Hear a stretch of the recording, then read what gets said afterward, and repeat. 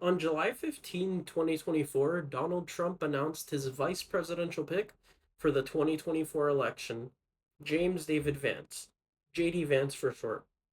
JD Vance is a senator from Ohio, and he's been a senator from Ohio since January 2023. And before becoming a senator, he was a venture capitalist and wrote the book Hillbilly Elegy, essentially detailing his life from his poor upbringing. And that was adapted into a Netflix movie. So he's got quite the story starting from the bottom and, working his way up into being a prominent venture capitalist and then becoming a US senator. That is definitely not an easy path, and that's definitely not a path everyone finds themselves on. And it takes a lot to get there.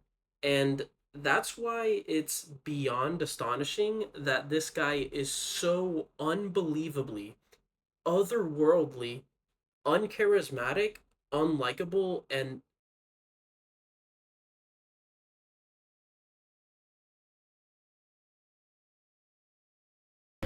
The zoo has come to town. Thank you for letting us come in here. Yes, sir. Yeah. Um, I'm sorry, man.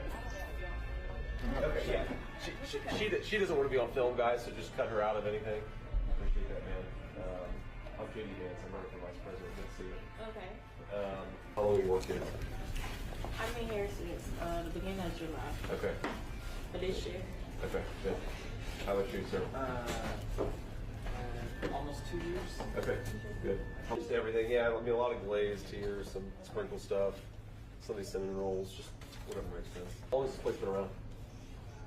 About 4 years. About 4 years? Okay. How long have you been here? A little over 6 months. Okay, good. It is the weirdest thing to me. Democrats say that it is racist to believe, well, they say it's racist to do anything. I had a Diet Mountain Dew yesterday and one today. I'm sure they're going to call that racist too, but it's good. I love you guys. But now, where can I get a good fried bologna sandwich right now? All right, this is the guy. This is the guy who makes it. But you know, I'll tell you another story. That's right. He probably does have an IQ of 210, but don't tell him that. Don't tell him that. So, I love you guys. But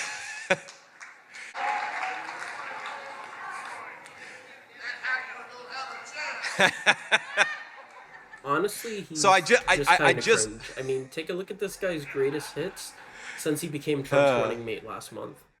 This man illuminates such awkwardness with everything he's said and done since the convention. It's so baffling. Like when Trump picked him, I didn't expect him to be like super likable to anyone not a Republican, because that's just how the country is. Democrats like Democrats, Republicans like Republicans. But I also expected this guy to be somewhat presentable and formidable, considering his past experience. Like, how is this dude so bad at this? Like, it's just mind-boggling.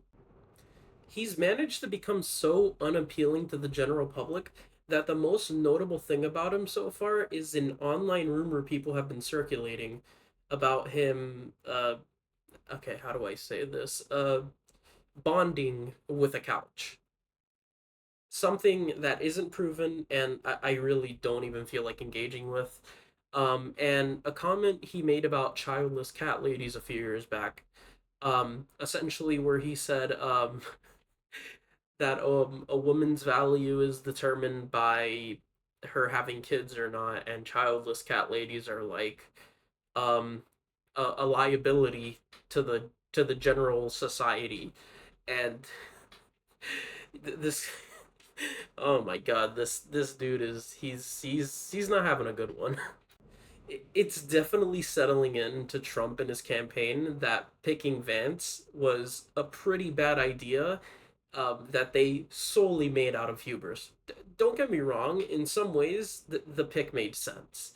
Vance does sort of feel like a mini Trump with his background as a venture capitalist and someone who engages in populist rhetoric. But unlike Trump, he lacks the charisma and appeal that got him as far as he did in 2016 and even 2020. um there's just no juice with this guy.